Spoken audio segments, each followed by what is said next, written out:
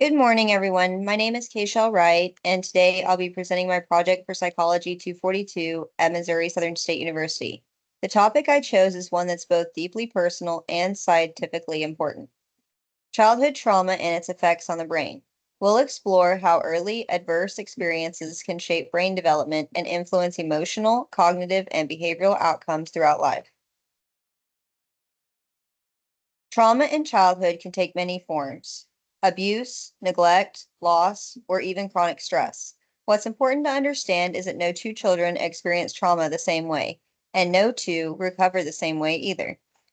Today, we'll look at what happens in the brain when a child experiences trauma and how those changes can affect them well into adulthood.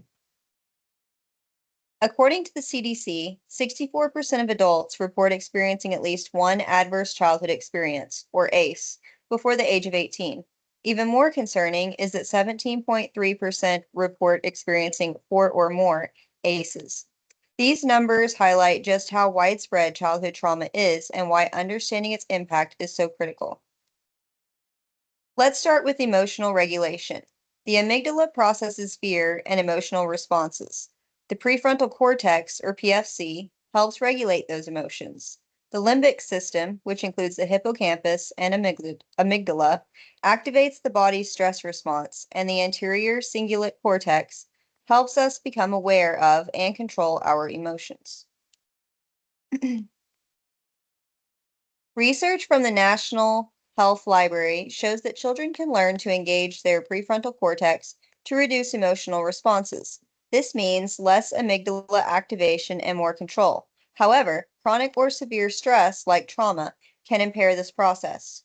Over time, this can lead to emotional dysregulation, difficulty concentrating, and even changes in brain structure.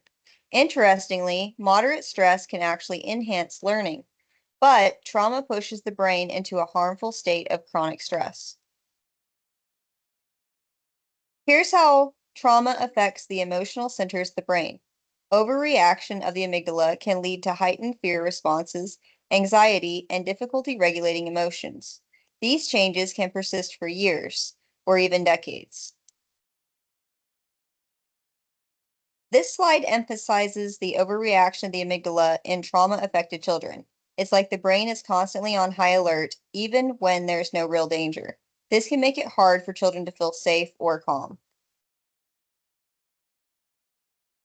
Jean Piaget's theory of cognitive development helps us understand how memory forms in childhood. The prefrontal cortex, which is crucial for decision-making and behavior control, is the last part of the brain to fully develop. Trauma during these stages can disrupt memory and learning. The hippocampus helps form memories, and its interaction with the amygdala can make traumatic memories more vivid or intrusive. Studies show increased amygdala activation in people with PTSD, especially those who experience early abuse.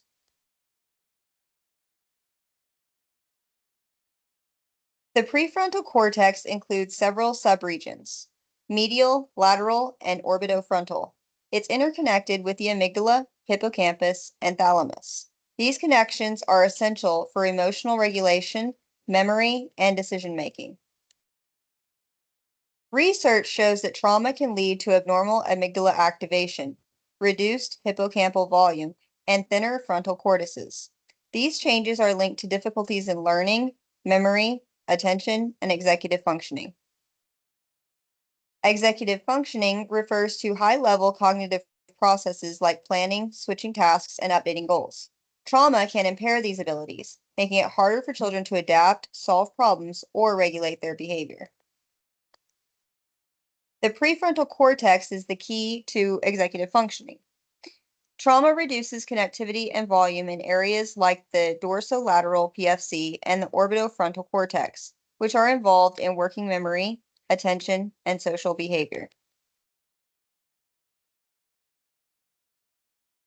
Changes in the prefrontal cortex are linked to mental health disorders. For example, reduced volume in the left dorsolateral PFC is associated with major depressive disorder. Alterations in the orbitofrontal cortex may increase the risks of schizophrenia.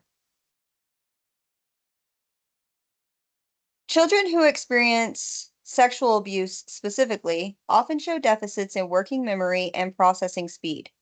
Emotional neglect, however, can lead to problems with verbal memory, visual learning, and social cognition.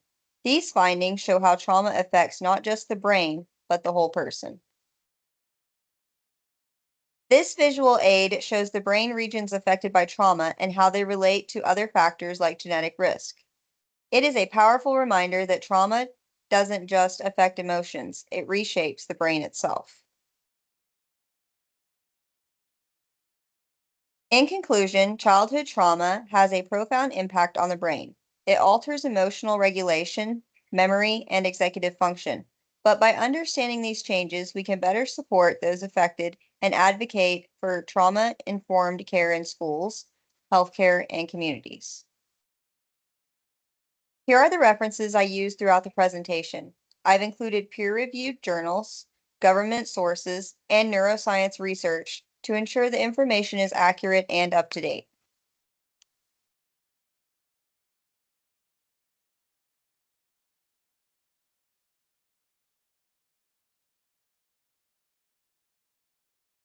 Thank you all for watching my presentation, and I hope to see yours soon.